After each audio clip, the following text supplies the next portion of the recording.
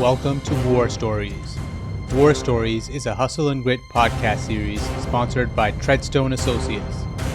Treadstone has worked with hundreds of businesses to help them dominate their industries.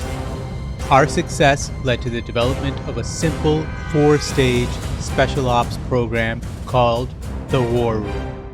The War Room's mission objective is simple: build systems and processes with 3 goals: reduce expenses, increase revenue, and ultimately transform the business owner from a manager to a CEO, from a soldier to a general.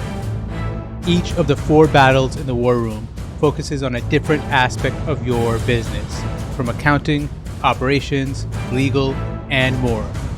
The foundation of each battle is the battle blueprint. The battle blueprint is a strategic plan prepared by a Treadstone general after evaluating your business's strengths and weaknesses. The battle blueprint includes specific, actionable steps to secure mission objectives. It is time to gather your troops and prepare for battle. For a limited time, you can receive Stage 1 battle blueprints for just $99. That is a $3,500 value. In addition, we are also waiving the fees for Stage 2, 3, and 4 battle blueprints. That is a $29,000 value for free. Click the link below to learn more and to schedule your free enlistment call today.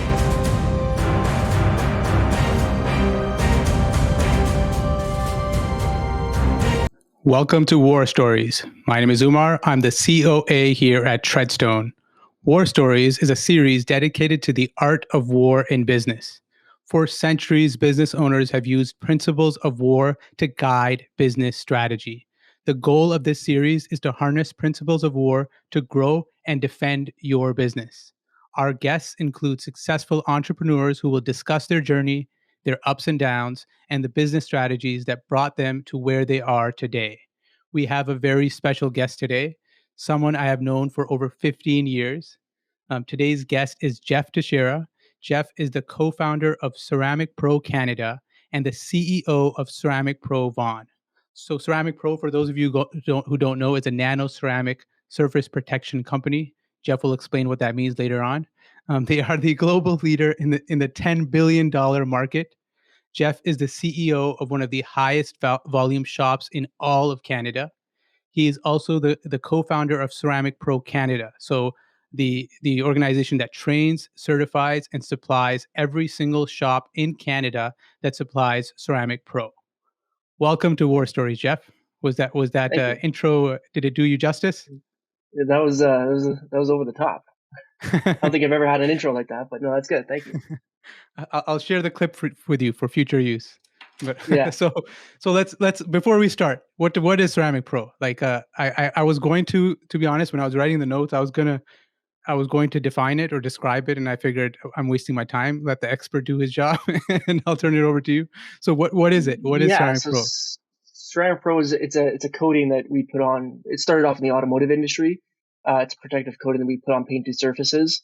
It's completely different technology than wax. Wax will wear off over time, or you could use a solvent or alcohol, and you could remove wax. Where a nano coating you can't. It's similar to paint, right? It hardens like paint once it's done, which gives you like protection, super deep gloss in the paint.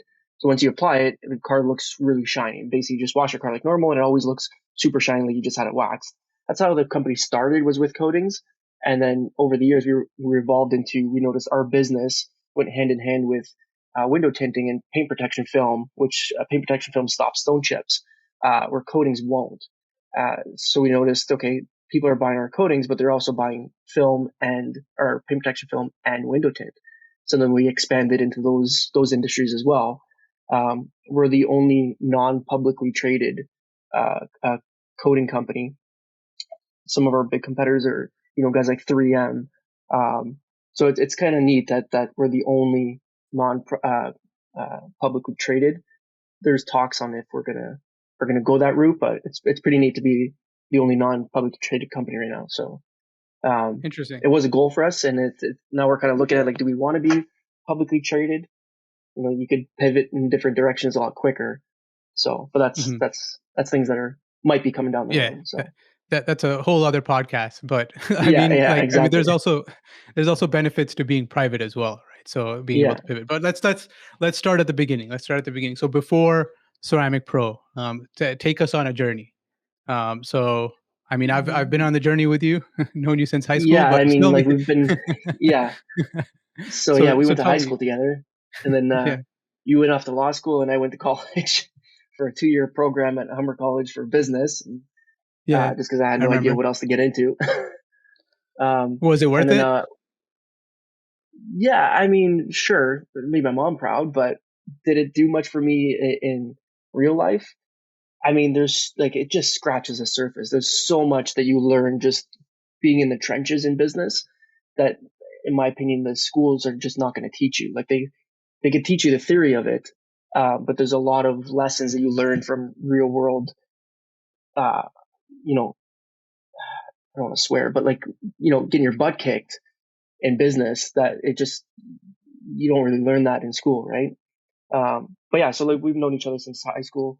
I went off to did a 2-year program in business management. A buddy of mine was working for a dealership cleaning cars, doing detailing, and he told me like, Jeff, I want to go on my own. I don't know anything about business. You want to join me? We could be partners. I just finished school. I have my piece of paper that tells everybody I know. I went to school for business management. Sure, I could run the business, and you teach me the detailing side. And there you go. We went off cleaning cars, and that lasted a year because we didn't make $1 million the first year. And he left, and I kind of stuck with it, kept going. And yeah, I did. Just going house to house cleaning cars. I did that for maybe 5 years, and then eventually got into my first shop. Because obviously in Toronto and Canada, you can't really clean cars outside in the winter. It just doesn't work. Everything you have freezes.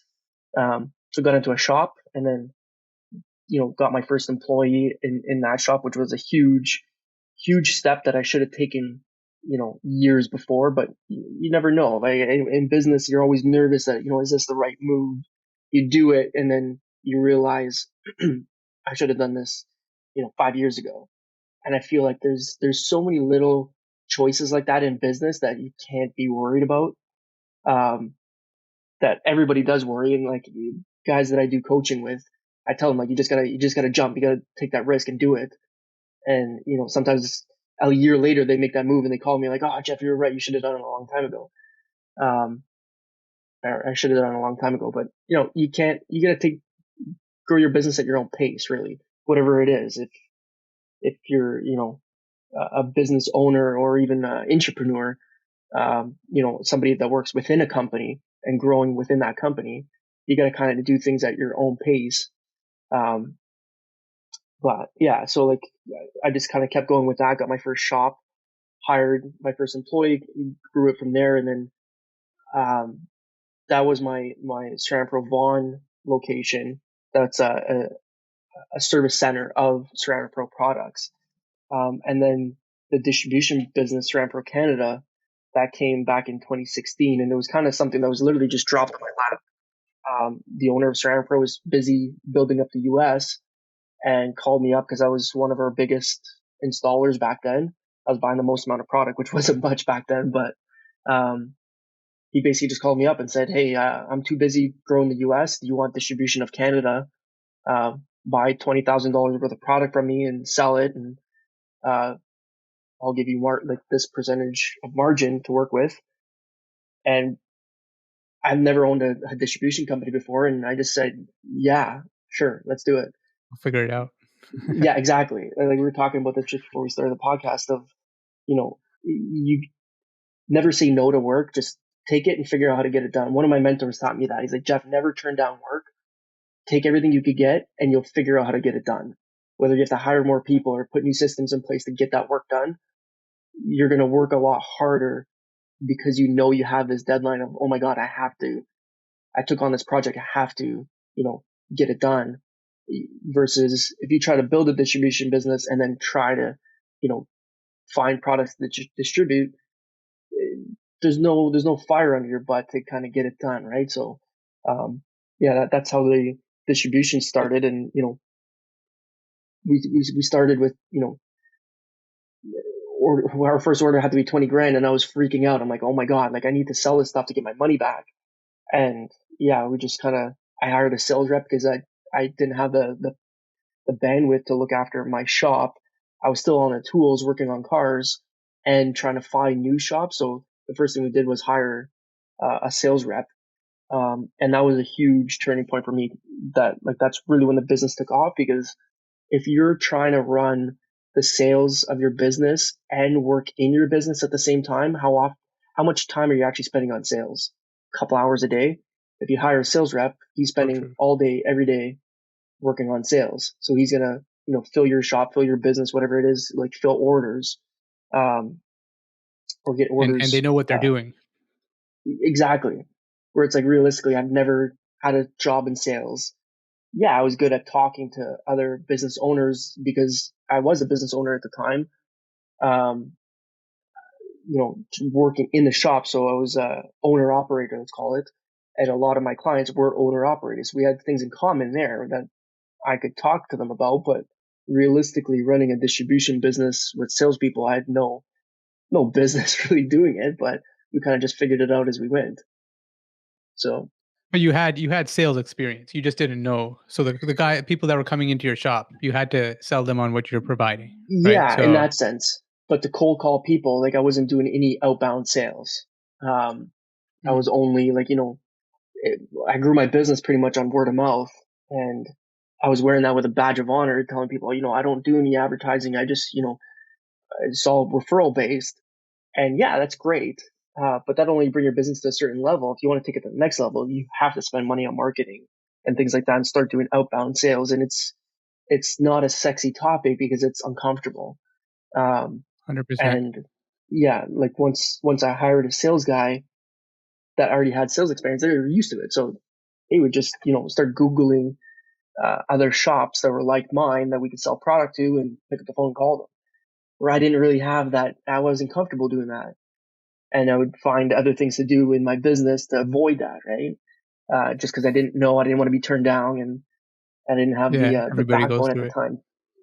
Yeah, so it's you can't be scared of it, but now knowing what I know, it's like, okay, if you're not comfortable, and this is actually something, it's a little off topic, but somebody taught me this once.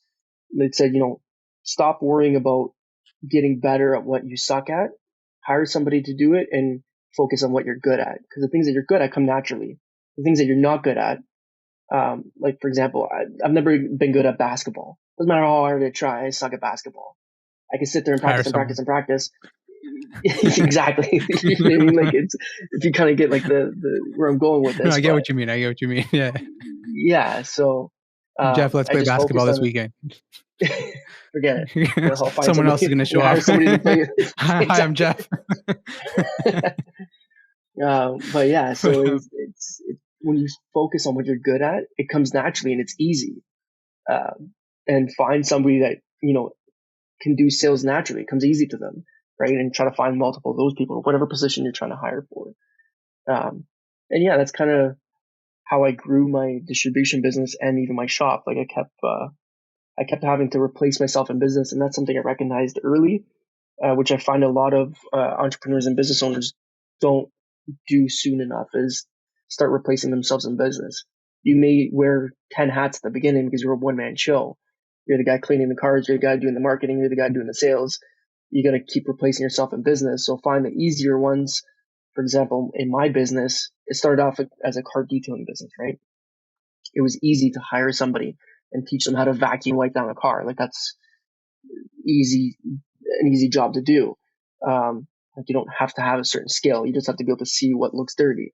Um, so I hired people to kind of help me with that, where it freed me up to do other things. The So higher value yeah, add stuff. So that's yeah, something that I always endlessly rant. I think I've said this in a lot of podcasts, but the idea that you have to understand in your business the value of each thing that you're doing, right? hmm And the lowest the value add thing is, that means the thing that has the lowest value, that's the easiest to hire and train for. So that's hmm such a good example because hmm anyone can vacuum. Whereas the other end of your, at least the stuff that's on the floor in their shop, you're always talking about how it takes so much skill to wrap cars, right? hmm So someone like that is the highest value add, or I would say one of the highest. I don't know what the highest hmm would be in your shop. So it's businesses need to kind of understand that dynamic of Mm-hmm. where the value is, and then in the executive arm there that happens again, right? So you have your different functions in the executive arm that the CEO is doing all of, which you Mm-hmm. mentioned pretty well.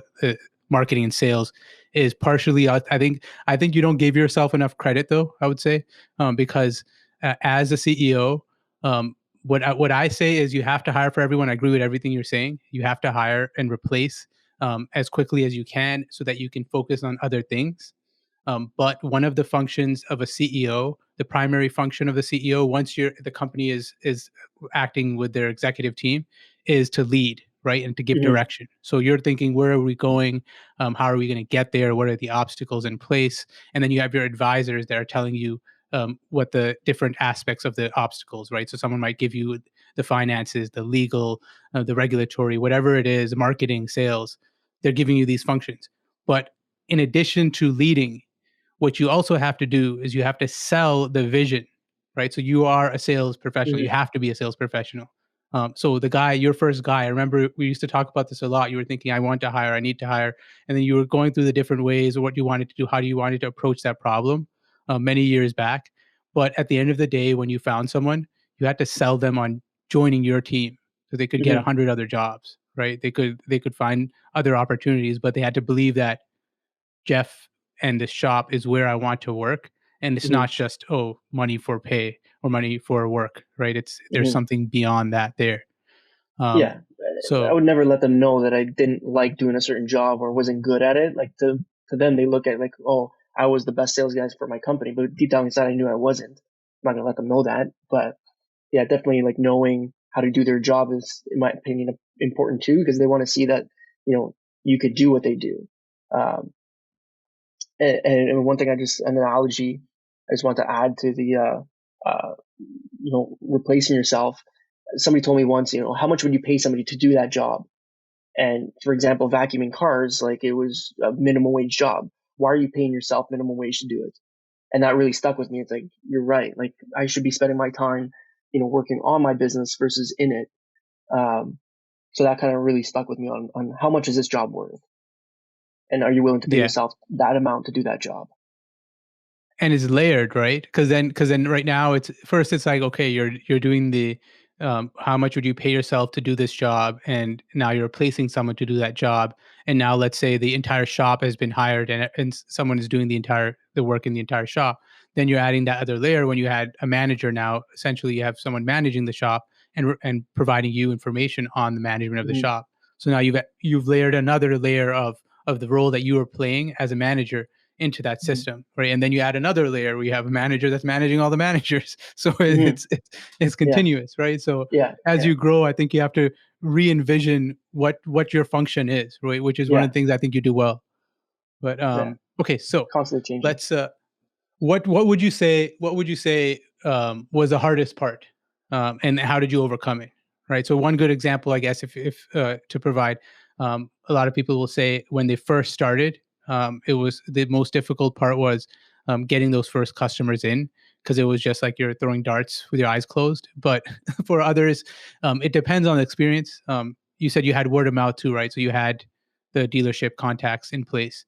What would you say in the entire journey, anywhere, somewhere that was hard and a lesson you learned? Um, I would say one of the hardest would be like, I mean, we kind of already touched on it, but hiring employees, that was a hard one for me because there was never enough revenue. And I looked at it like, if I have to pay somebody, there goes all my profit. But I never really took into account how much more they're going to provide. And if it's going to turn your company from, making 100 grand a year to 160, 180, 200 grand, right? And you kind of grow from there, where I didn't really look at that. I just looked at the cost of an employee and do I have the room? And it's like you have to count for the growth, which a lot of people don't look at. And it's because it's a hard number to like, you don't know. You don't know how much you're going to grow from adding an employee. So I would say that was probably the hardest part for me, uh, was to Makes sense. overcome that first like employee, or first Definitely like makes sense. assistant, whatever it is, like to help you do your job.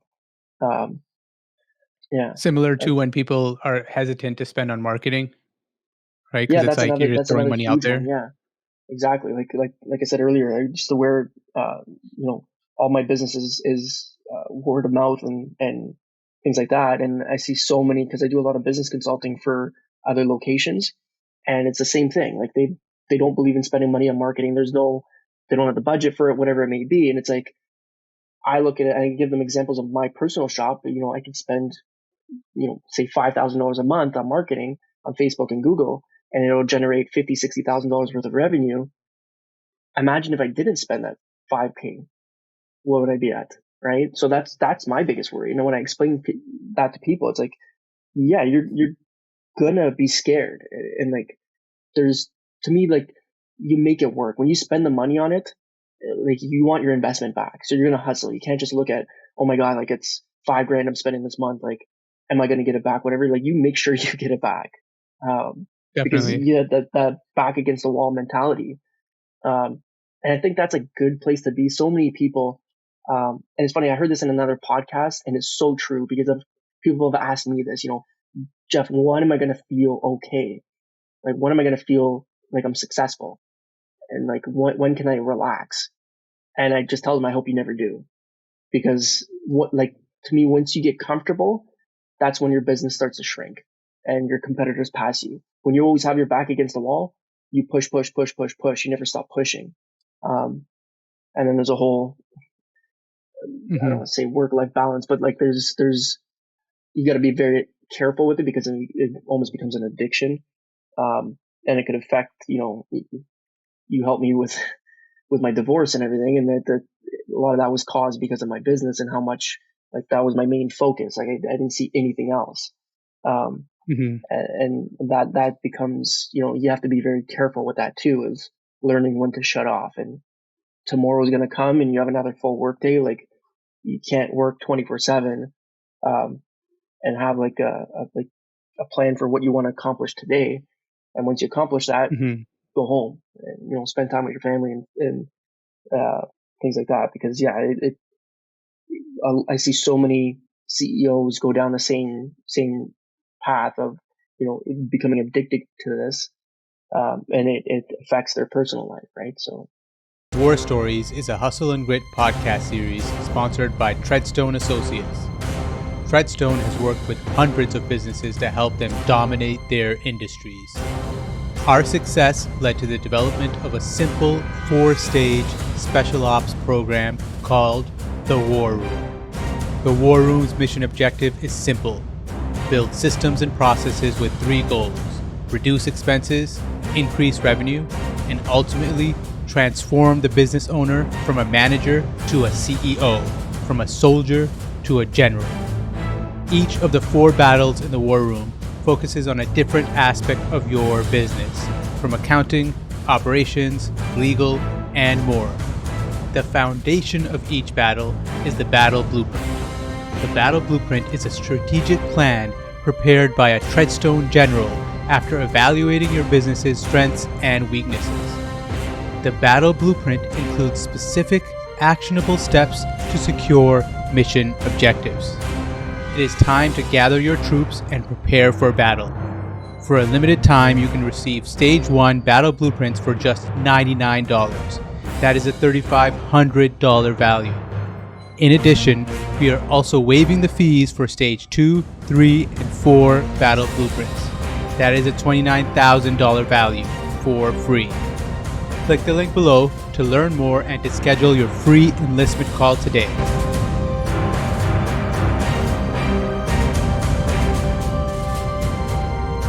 I went through a similar experience in that I thought I need to figure out how I'm going to hold myself accountable and then have that balance, but also not think, okay, I want to work, right? I want to be able to contribute and grow, but it's having that line where you're saying, okay, I need to put this amount of time per week, per day, whatever it is, towards that personal aspect, that relationship, whatever it is, to make sure that it's healthy. But one thing that you said I really liked that I wanted to touch upon too, is and it touches it relates to the analogy too, the war and business analogy. So when you think about war, right? So when you think about war, one of the things that comes to mind is obviously just, let's say, 2 armies fighting each other. But when you think about the individual experience, that soldier that's in the middle of battle, that's getting shot at, that has to pick up a gun and shoot back, the one thing they need the most at that time is courage, right? So they need to think, okay, I'm scared crapless, right? So and most people can, when you think about it, you're like, I played Call of Duty, I'll be fine, right? But when you're there, it's not gonna be like that, right? Average person, myself included, it's like you're like, oh crap. But you have to overcome that fear, and you have to say, look, I have this goal. Okay, maybe let's make it a good goal. Maybe you're liberating people, right? Or you're helping someone, whatever it is, right? And I have to pick this up, I have to get up there, and I have to defend, right? So that's the war aspect of it. Now, if you place that into the business experience, now most people don't really think about the explicit courage that they have to have for each of the things they're doing, but you need tons of courage, right? You need courage to think, okay, I'm not going to get a job, I'm going to figure it out myself, right? So, not to say there's anything bad with the job, there's nothing bad with the job because there's also risks there, but there is an explicit uncertainty in business, right? Where you're there, you don't know what's going to happen. You're dropping 20 grand on product from Ceramic Pro USA. You don't know if you're going to sell it, right? So you're thinking, I need the courage to pick up that rifle and keep walking. And where I think the shift happens, where you can balance what you just said of wanting to focus on work all the time and not having burnout and feeling fulfilled and having work life balance, is when you change the goal. So you move from, my goal is wealth, wealth, wealth, money, money, money, money, money, when you think that's your secondary goal, right? So money will come. Money will Hmm. come. You don't attach to it; it will come. So you let go of it as easily. You're more generous. But what your goal becomes is building those character traits, right? So you're like, I was courageous in that moment. I recognize that. I bought that 20 grand worth of product. Now I need to figure out how I'm going to spend this much on marketing, right? And I don't know if it's coming back, but I have to do it. But Hmm. you have to balance that. So I list out, like, I point people to the cardinal virtues, but you have to balance that. So you have to look at prudence. You have to think, what is reckless, right? If I have 100 grand in my bank account and I spend all 100 in one marketing campaign on 1 month, it's kind of dumb, right? That's not courage, Yeah. right? So Yeah. so you have It's to not know the calculated. line. Yeah. So it's Yeah. like every day you have to think, what is reckless, what is courage, what is patience, what is impatience. What do you have to define each thing's back and forth again and Hmm. again? And the reason I thought this was so perfect is because what you also said afterwards, you were saying how sometimes you have to think, I have to go home, and like, this is it. Like, I worked, I have to go home, I have to spend time with family, whatever else. And that itself is another virtue. It's your temperance, right? It's your restraint, your self-restraint, which is related to patience. So you're thinking, okay, I have this work to do. I did this work, and I know tomorrow I'm going to do these things, but I have this other thing scheduled. I have to restrain myself, have that temperance, that self restraint, and go home and do my other obligations. So you're building these character traits. At the end, your business will keep growing, but that stuff, it loses its value eventually. A million to 10 to 20 to 100 million, it's a number on the screen, right? It's not going to Hmm. give fulfillment. Maybe you'll have a few extra cars and some other stuff, and that's great and all, but I think focusing on that is where Hmm. burnout and is gone, like, is removed, and then you get more fulfillment as well in your experience. Good segue, I think, into having a nice reflection period, right? So let's tie in reflection with your future, right? So let's go on the first goal, right? So what is the future for you? And don't take my rant to mean that, oh, you don't want to, like, if you want to grow it to the biggest business in the entire world, I don't see anything wrong with that. Is my point, right? So tell me, what does the future hold for you? I mean, yeah, it's a hard one because it's like there's so many unknowns and there's so many different directions that your company, things fall in your lap, like, and it's like, okay, wow, like, am I going to get into this? And I had the opportunity to almost start a marketing company last year, and it decided to go a different way. Um, but yeah, like, I would say on the shop level, I've always been looking at, can I own multiple locations across Canada? Like right now, I'm still trying to figure out, like, get the first location running to, 80, 90% capacity, and then copy paste that system other places. Um, as for CP Canada, we're actually going the opposite way, where we grew it where we had 500 shops that we're supplying across Canada, and it just became such a headache with a lot of small dealers. Um, that was just, there was a lot of complaining and things like that, just like whining about other locations. So it's like, you know what, let's scale it back to, you know, the whole 80/20 rule, where 80% of my income or sales was coming from 20% of my clients. So it's like, let me work with these 20% of my clients a lot closer and let the other ones just fall off the map. So we're actually shrinking the company to grow it. And we've noticed, we're down to 180 shops now, active shops, and actually want to shrink it to maybe say 50 across Canada, but 50 guys that are ordering, 120 grand a year is a lot more than 500 shops ordering 1,000, 1,500 bucks a month. You know what I mean? So, and way less headache. And you're dealing with a lot, like I'll be dealing with a lot more like-minded people, versus some of these small shops. So that's kind of what I'm looking at for the future of my two businesses. Personally though, like back on the topic of not really work-life balance. I hate that term because in my opinion, there's no such thing. The corporate speak. Yeah. But like now, I have my day planned. I have to get it done by 5:30, and 5:30 I check out. I feel a lot more relaxed. I don't suffer from anxiety anymore of like, oh my God, like, because you have so many projects and you never see that light at the end of the tunnel because the deadline is just, or the finish line is so far because you have all these different projects going on in your head where it's like, okay, this is what I want to accomplish today. Well, that finish line is 5:30.